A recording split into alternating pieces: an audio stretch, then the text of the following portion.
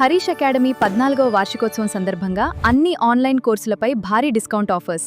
Group 2, SI, constable, GPO, JLM, JL, DL full course ఏదైనా కేవలం రూ. 799 మాత్రమే. కోర్స్ వ్యాలిడిటీ 6 నెలలు.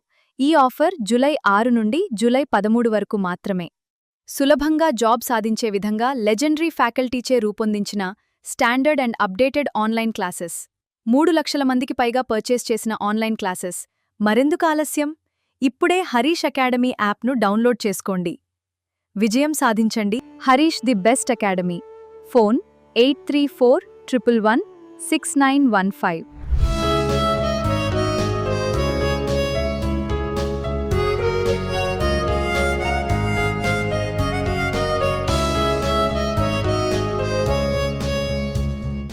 Harish, the best academy. Good evening everyone. Welcome to the Harish Academy. This is Pratap. Today we will discuss July 10th, 2026 current affairs in detail.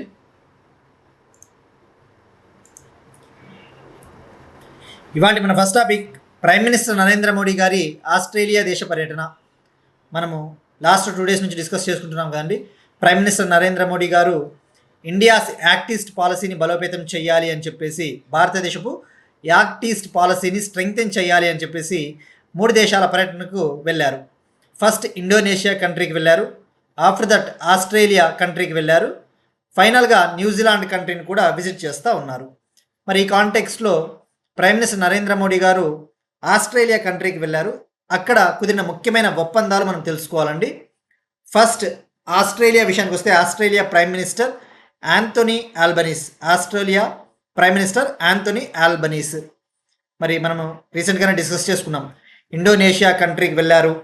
అక్కడ Indonesia country యొక్క ఆ దేశ అత్యున్నత పురస్కారం, ఆ కంట్రీ యొక్క హయ్యెస్ట్ హానర్ని ప్రైమ్ మినిస్టర్ మోడీ గారికి బహుకరించడం జరిగింది. సో దీంతో కలిపి ఇండోనేషియా దేశం యొక్క అత్యున్నత పురస్కారంతో కలిపి ప్రైమ్ మినిస్టర్ నరేంద్ర మోడీ గారికి ఇప్పటి వరకు 35 విదేశీ అత్యున్నత పురస్కారాలు లభించాయండి. ఆ విషయం గుర్తుపెట్టుకోండి.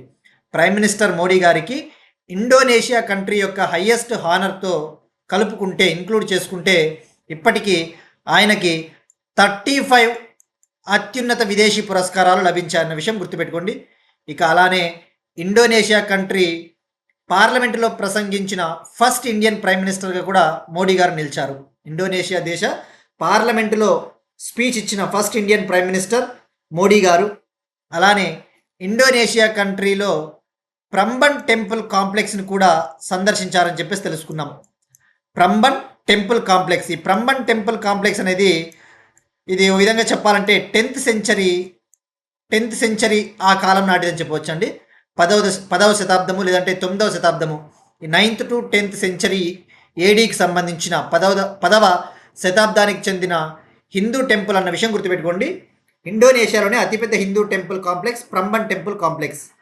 ఇండోనేషియాలోనే లార్జెస్ట్ హిందూ టెంపుల్ కాంప్లెక్స్. మరి ఇక్కడ ప్రంబన్ టెంపుల్ కాంప్లెక్స్ మనం డిస్కస్ చేసుకున్నాం కదండి. ఒకసారి బ్యాక్గ్రౌండ్ అవసరం అండి, ఇప్పుడైనా కూడా బ్యాక్గ్రౌండ్ ఒకసారి డిస్కస్ చేసుకోవాలి. ఈ ప్రంబన్ టెంపుల్ కాంప్లెక్స్ అనేది యునెస్కో వరల్డ్ హెరిటేజ్ సైట్ అని చెప్పేసి కూడా డిస్కస్ చేసుకున్నాం. United nations educational, scientific and cultural organisation, UNESCO సాంస్కృతిక వారసత్వ ప్రదేశము. మరి ప్రంబన్ టెంపుల్ కాంప్లెక్స్లో ఏ దేవుడు ఉంటాడు? బ్రహ్మ విష్ణు మహేశ్వరులు, త్రిమూర్తులు. హిందూ మతంలో త్రిమూర్తులు, లార్డ్ బ్రహ్మ, లార్డ్ విష్ణు, లార్డ్ శివ, పరమేశ్వరుడు. సో 3 దేవుళ్ళు ఉంటారన్న విషయం గుర్తుపెట్టుకోండి. సో ఇది అండి, ఒకసారి బ్యాక్గ్రౌండ్ మనం డిస్కస్ చేసుకున్నట్టు అయింది. ఇప్పుడు మరి ఆస్ట్రేలియా పర్యటనకు వెళ్ళారు. ఆస్ట్రేలియా దేశంతో 18 ఒప్పందాలు కుదిరాయి, 18 అగ్రిమెంట్స్. అందులో మెయిన్ అగ్రిమెంటు యురేనియం సప్లైకి సంబంధించి ఒక ముఖ్యమైన ఒప్పందము. ఇండియాకు ఆస్ట్రేలియా యురేనియం ఇంధనాన్ని సరఫరా చేయబోతోంది. దీనికి సంబంధించి ఒక ముఖ్యమైన ఒప్పందం కుదిరింది. మరి యురేనియం ఫ్యూయల్ని న్యూక్లియర్ ఎనర్జీ ప్రొడక్షన్లో ఉపయోగిస్తారు. న్యూక్లియర్ ఎనర్జీని ఉత్పత్తి చేయడంలో యురేనియంని ఉపయోగిస్తారు.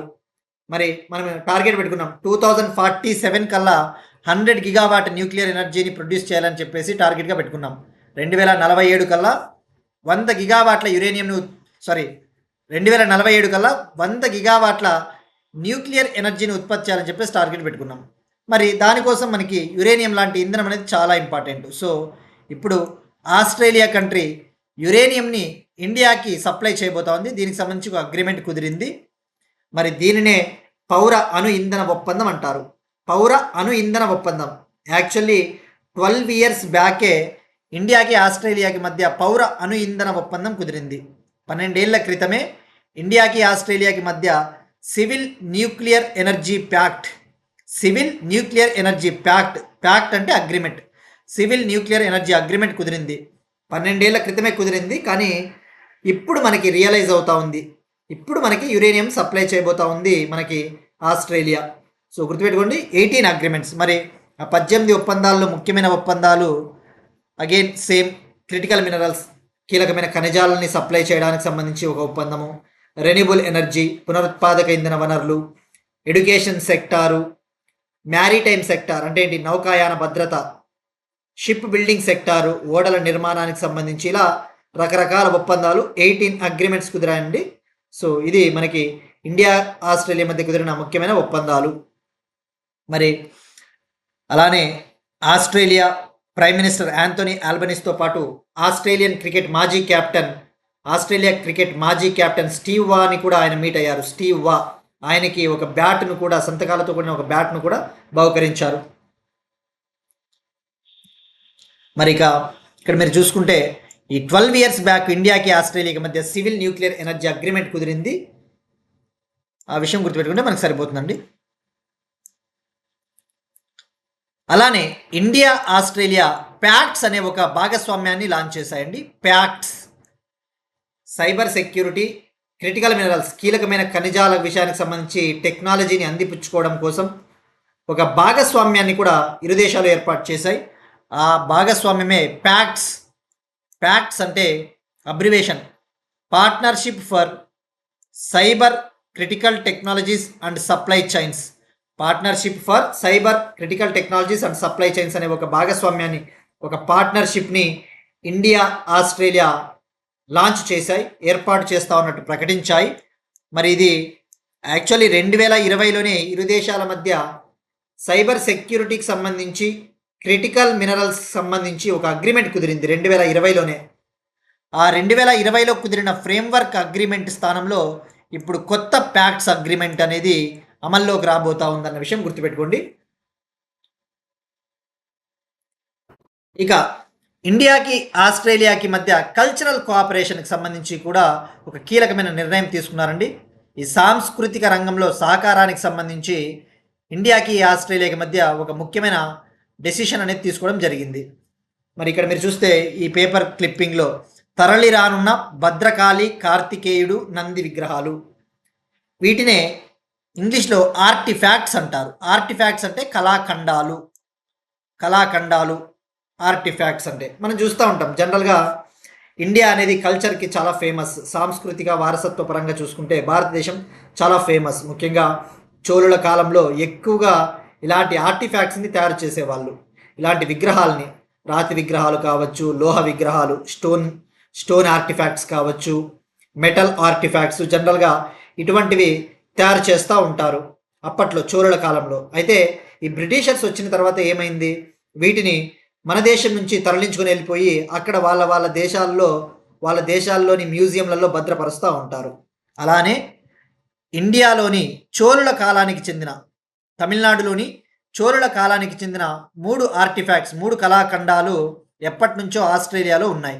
ఇప్పుడు ఆస్ట్రేలియా తిరిగి వాటిని మనకి అప్పగించబోతా ఉంది. మరి దాన్ని ఇంగ్లీష్లో ఏమంటారంటే repatriate. Australia to repatriate 3 artifacts to India. తమిళనాడులోని చోళుల కాలానికి చెందిన 3 కళాఖండాలని భారతదేశానికి తిరిగి ఆస్ట్రేలియా అప్పగించబోతా ఉంది. మరి అవి ఏమిటివి అంటే హిందూ దేవుళ్ళకు సంబంధించిన ఆర్టిఫాక్ట్స్. ఒకటి భద్రకాళి త్రిశూలము, భద్రకాళి ట్రైడెంట్. త్రిశూలం అంటే ఇంగ్లీష్లో trident, TRIDENT, trident, Bhadrakali ట్రిడెంటు.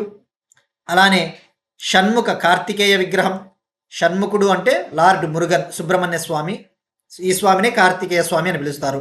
Shanmukha లేదా కార్తికేయ విగ్రహం. అలానే నంది విగ్రహం, నంది విగ్రహాన్ని కూడా ఆస్ట్రేలియా మనకి ఇవ్వబోతా ఉంది. ఇవి యాక్చువల్లీ తమిళనాడు నుంచి అక్రమ మార్గాల్లో ఆస్ట్రేలియాలోని నేషనల్ గ్యాలరీ కలెక్షన్లో ఇవి ఎప్పటి నుంచో ఉన్నాయి, ఇప్పుడు ఇండియాకి ఇవ్వబోతా ఉంది. మరి ఇక్కడ మీరు చూసుకుంటే ఫస్ట్ షణ్ముఖ కార్తికేయ విగ్రహం. షణ్ముఖ అంటే 6 హెడ్ ఆరు తలల రాతి విగ్రహము కార్తికేయుని విగ్రహం. 6 head stone statue, stone artefact అనే విషయం గుర్తుపెట్టుకోండి. 12వ శతాబ్దానికి చెందినది, 12th సెంచరీ ఏడికి చెందినది. తమిళనాడులోని కుంభకోణం సమీపంలోని మనంబాడి గ్రామంలోని నాగనాథ స్వామి దేవాలయం నుంచి అప్పట్లో చోరీకి గురయ్యింది. సుమారుగా 130 సెంటీమీటర్ల ఎత్తు ఉంటుందండి. సో సింపుల్గా గుర్తుపెట్టుకోండి, షణ్ముఖ విగ్రహం, స్టోన్ స్టాచ్యూ రాతి విగ్రహం. అలానే 1 మీటర్ పొడవైన నంది విగ్రహం 13th నుంచి 16th సెంచరీకి చెందిన 13 నుంచి 16వ శతాబ్దానికి చెందిన చోళుల కాలం నాటి, చోళా పీరియడ్ నాటి నంది విగ్రహం కూడా ఇండియాకి రాబోతా ఉంది. ఈ నంది విగ్రహం యాక్చువల్లీ తమిళనాడులోని తంజావూరు ప్రాంతంలోని తిరువారూరు జిల్లా కడువంకుడి గ్రామంలోని కైలాసనాథన్ ఆలయానికి చెందినది. ఏకశిల విగ్రహము. ఇక ఫైనల్గా భద్రకాళి త్రిశూలం, అమ్మవారి త్రిశూలం ట్రిడెంట్. మరి ఇక్కడ ఇది కూడా చోళుల కాలానికి చెందిన కళాఖండము. లోహ త్రిశూలం, ఇది లోహ త్రిశూలం అంటే మెటల్ ట్రిడెంట్ అని చెప్పవచ్చు. మెటల్ ట్రిడెంట్ సుమారుగా 46 సెంటీమీటర్ల ఎత్తు ఉంటుంది. సో ఇవి 3 కూడా చోళుల కాలానికి చెందినవి అన్న విషయం గుర్తుపెట్టుకుంటే సరిపోతుందండి. అలానే ప్రైమ్ మినిస్టర్ నరేంద్ర మోడీ గారు మెల్బోర్న్లో, ఆస్ట్రేలియాలోని మెల్బోర్న్లో 3వ ఇండియా ఆస్ట్రేలియా వార్షిక సదస్సులో పాల్గొన్నారండి. 3rd India Australia annual summit ఎక్కడ జరిగిందంటే మెల్బోర్న్. 3వ ఇండియా ఆస్ట్రేలియా వార్షిక సదస్సు మెల్బోర్న్లో జరిగిందండి. ఇక ప్రైమ్ మినిస్టర్ నరేంద్ర మోడీ గారు జూలై 8 నుంచి జూలై 10 వరకు ఆస్ట్రేలియాలో పర్యటించడం జరిగింది.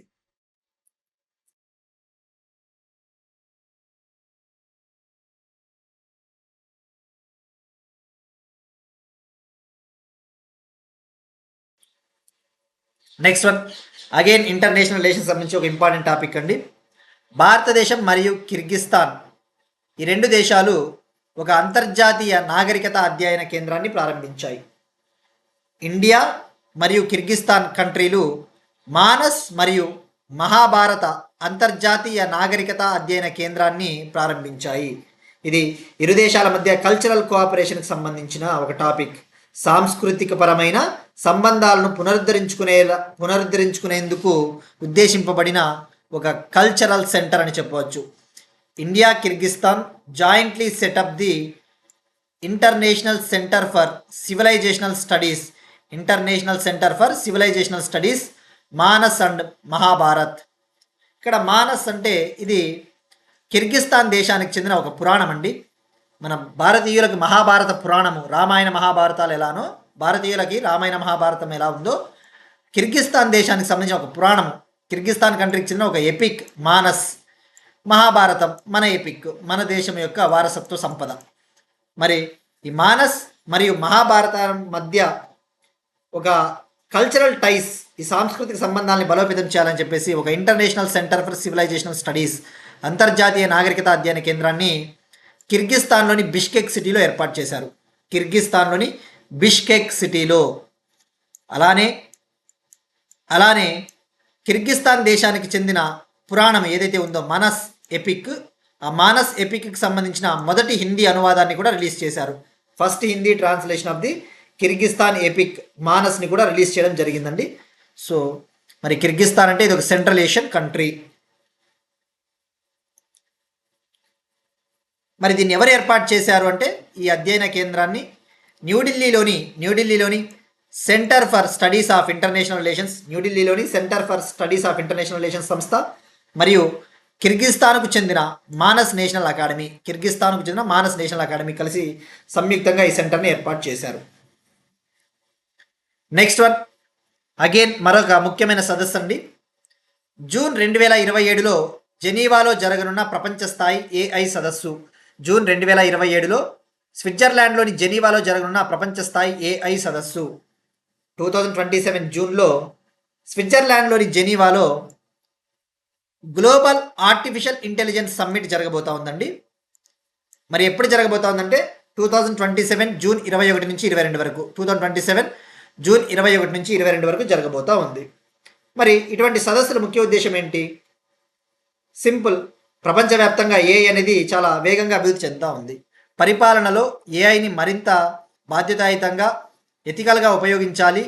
ఇంటర్నేషనల్ ఏఐ స్టాండర్డ్స్, చాలా బాధ్యతాయుతమైన ఏఐ స్టాండర్డ్స్ని తీసుకురావాలి అని చెప్పేసి ఇటువంటి సదస్సులు జరుగుతూ ఉంటాయండి. ఇప్పుడు 2027 జూన్లో స్విట్జర్లాండ్లోని జెనీవాలో ఈ ఇంటర్నేషనల్ ఏఐ సమ్మిట్ జరగబోతూ ఉంది. మరి రీసెంట్గా మీరు చూస్తే 2026 ఫిబ్రవరి 2026 ఈ సంవత్సరం ఫిబ్రవరిలో న్యూఢిల్లీలో ఇండియా ఏఐ ఇంపాక్ట్ సమ్మిట్ కూడా జరిగింది. ఇండియా ఏఐ ఇంపాక్ట్ సదస్సు కూడా జరిగింది. మరి ఈ కాంటెక్స్లో మనం తెలుసుకోవాల్సింది, అసలు ఏఐ పైన ఇటువంటి అంతర్జాతీయ సదస్సులు గతంలో ఎన్ని జరిగాయో తెలుసుకోవాలి.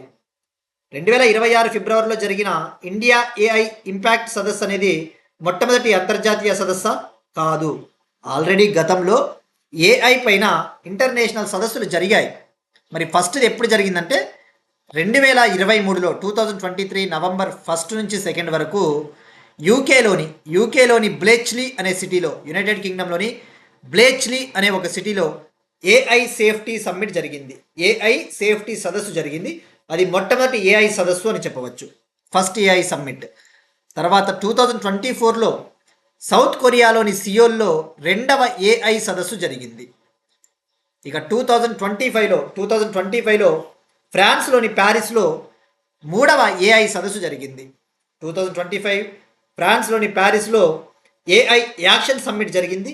ఇది థర్డ్ ఏఐ సమ్మిట్ అని చెప్పవచ్చు, థర్డ్ ఇంటర్నేషనల్ ఏఐ సమ్మిట్ అని చెప్పవచ్చు.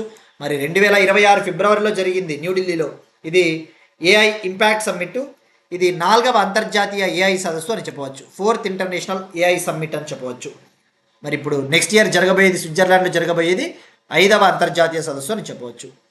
మరి ఎవరు అనౌన్స్ చేశారు అంటే స్విట్జర్లాండ్కి చెందిన ఫెడరల్ మినిస్టర్ ఆల్బర్ట్ రోస్టీ ఈ ప్రకటన చేశారండి.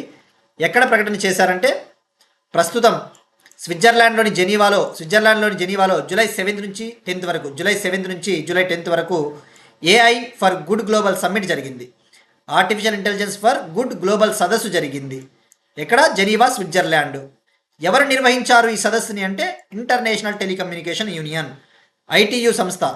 ఇది యునైటెడ్ నేషన్స్కు సంబంధించిన ఒక అంతర్జాతీయ సంస్థ, యునైటెడ్ నేషన్స్కు సంబంధించిన ఒక స్పెషలైజ్డ్ ఏజెన్సీ. జూలై 7 నుంచి 10 వరకు ఈ సదస్సుని నిర్వహించింది. సో అక్కడ ఈ ప్రకటన చేశారండి. మరి ఇక్కడ మనం రీసెంట్గానే డిస్కస్ చేసుకున్నాం. జూలై 2న ఒక ప్రకటన చేశారు, AI for good global commission ఏర్పాటు చేస్తూ ఉన్నట్టు ఒక ప్రకటన చేశారు. AI for good global commission ఎప్పుడు? జూలై 2, 2026న ఈ ప్రకటన చేశారు.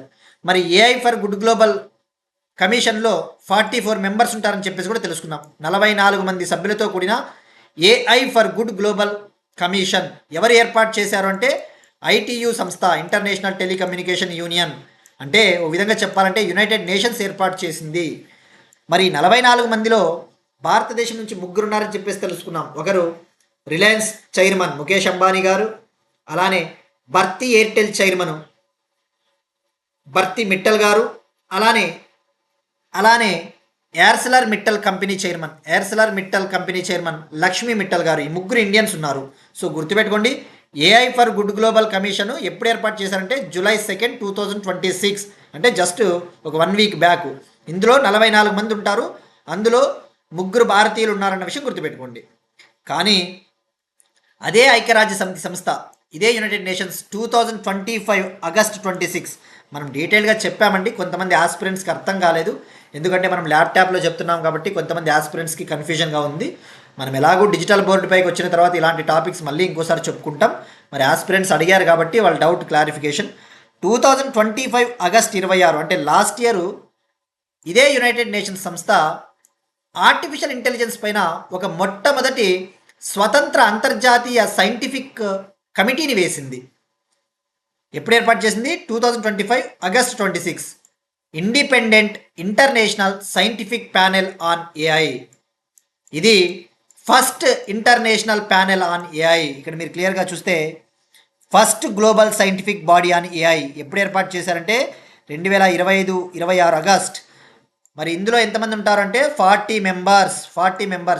మరి ఇండియా నుంచి ఎవరైనా ఉన్నారంటే మనం చాలాసార్లు చెప్పుకున్నామండి, ఐఐటి మద్రాసుకు చెందిన ప్రొఫెసర్ బి రవీంద్రన్ గారు. సో ఈ రెండు సంస్థల్ని కూడా, రెండు కమిషన్లను కూడా యునైటెడ్ నేషన్సే ఏర్పాటు చేసిందన్న విషయం గుర్తుపెట్టుకోండి. ఇప్పుడు జూలై 2, 2026న ఏర్పాటు చేసిన AI for good global commission అనేది 2వ అంతర్జాతీయ ఏఐ కమిటీ అని చెప్పవచ్చు. సెకండ్ ఇంటర్నేషనల్ ఏఐ కమిటీ అని చెప్పవచ్చు. Next one, Tribex digital learning platform. Tribex digital learning platform. కేంద్ర గిరిజన వ్యవహారాల మంత్రిత్వ శాఖ ట్రైబెక్స్ అనే ఒక డిజిటల్ లెర్నింగ్ ప్లాట్ఫామ్ని లాంచ్ చేసింది. Ministry of tribal affairs tribal minister Jual Oram గారు న్యూఢిల్లీలో ట్రైబెక్స్ అనే ఒక డిజిటల్ లెర్నింగ్ ప్లాట్ఫామ్ని లాంచ్ చేశారు. మరి ఇది ట్రైబల్ ఆర్ట్స్, ట్రైబల్ కల్చర్కి సంబంధించిన ఒక డిజిటల్ ప్లాట్ఫామ్. గిరిజన కళలు, గిరిజన సంస్కృతి ఇటువంటి వాటిని ప్రోత్సహించేందుకు లాంచ్ చేసిన ఒక డిజిటల్ ప్లాట్ఫామ్ అండి. మరి దీని ముఖ్య ఉద్దేశం ఏంటి అంటే, మనం చూస్తూ ఉంటాం ట్రైబల్స్ ఎక్కువగా కొన్ని సంవత్సరాలు, కొన్ని వందల ఏండ్ల నుంచి కూడా కొన్ని కళల్ని వాళ్ళు ప్రోత్సహిస్తూ ఉంటారు. కొన్ని కళల్ని వాళ్ళు ఫాలో అవుతూ ఉంటారు. అంటే ఏవైనా బొమ్మలు తయారు చేయడం కావచ్చు, గిరిజన వంటకాలు కావచ్చు. వాళ్ళ సంస్కృతి చాలా గొప్ప సంస్కృతి. మరి అటువంటి ట్రైబల్ సంస్కృతిని కాపాడాలి అంటే ఒక డిజిటల్ ప్లాట్ఫామ్ అవసరం అని చెప్పేసి ట్రైబెక్స్ అనే ఒక డిజిటల్ ప్లాట్ఫామ్ని లాంచ్ చేశారు. ఎక్కడ లాంచ్ చేశారు అంటే, సారీ, ఇది ఒడిశాలో కాదండి ఇది న్యూఢిల్లీలో కాదు లాంచ్ చేసింది, ఒడిశాలో లాంచ్ చేశారు. ఒడిశాలోని భువనేశ్వర్లో ట్రైబల్ రీసెర్చ్ ఇన్స్టిట్యూట్స్కి సంబంధించిన ఒక జాతీయ వర్క్షాప్ జరిగింది. అక్కడ లాంచ్ చేశారు.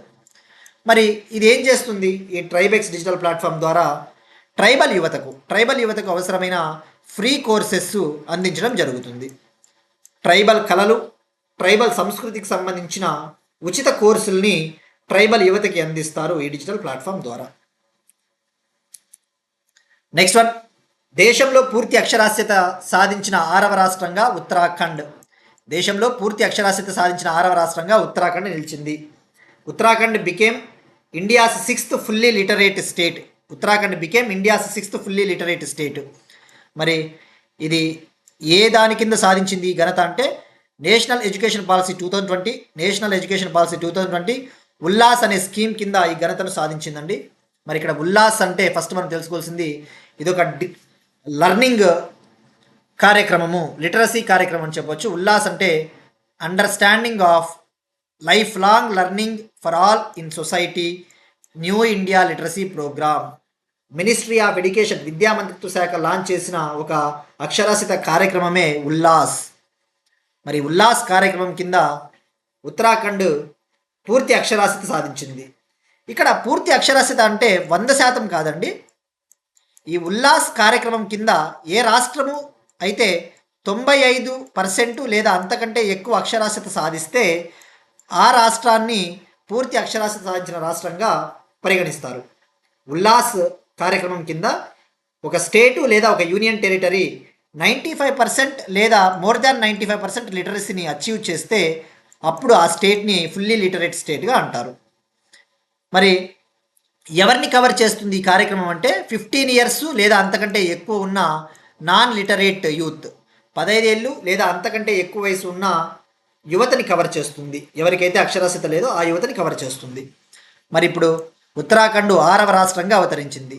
మరి ఉత్తరాఖండ్ కంటే ముందు ఏ రాష్ట్రాలు ఈ ఘనతను సాధించాయంటే, మిజోరం, గోవా, త్రిపుర, హిమాచల్ ప్రదేశ్, సిక్కిం. ఇప్పుడు ఉత్తరాఖండ్ 6వ రాష్ట్రం. మరి ఈ ఉల్లాస్ కార్యక్రమం కింద పూర్తి స్థాయి అక్షరాస్యతను సాధించిన మొట్టమొదటి భారత రాష్ట్రం అంటే మిజోరం.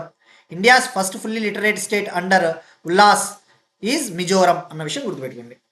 మరి ఉల్లాస్ విషయానికి వస్తే ఇది ఒక సెంట్రల్లీ స్పాన్సర్డ్ ప్రోగ్రామ్ అండి, కేంద్ర ప్రాయోజిత పథకము. ఇది 2022లో లాంచ్ చేశారు. 2022-23 నుంచి 2026-27 వరకు అమల్లో ఉంటుంది. అంటే 5 years పాటు ఇది అమల్లో ఉంటుంది. 2022-23 నుంచి 2026-27 వరకు. ఇది ఆల్రెడీ మనం డీటెయిల్గా డిస్కస్ చేసుకున్నామండి. ఎవరైతే కరెంట్ అఫైర్స్ కంటిన్యూస్గా వింటూ ఉంటారో వాళ్ళకి చూడంగానే ఇది క్లారిటీ వస్తుందండి. ఇదంతా కూడా మనం చెప్పిందంతా కూడా తెలుగులో చెప్పిందంతా జస్ట్ ఇంగ్లీష్లో ఉందండి ఇక్కడ స్క్రిప్ట్. నెక్స్ట్ వన్, భారత వృద్ధి rate 6.6%. Asia development bank, Asia development bank 2026-27 ఆర్థిక సంవత్సరానికి గాను భారత వృద్ధి రేటు 6.6% ఉంటుందని చెప్పేసి ఏషియా డెవలప్మెంట్ బ్యాంక్ తన అంచనాలని ప్రకటించింది.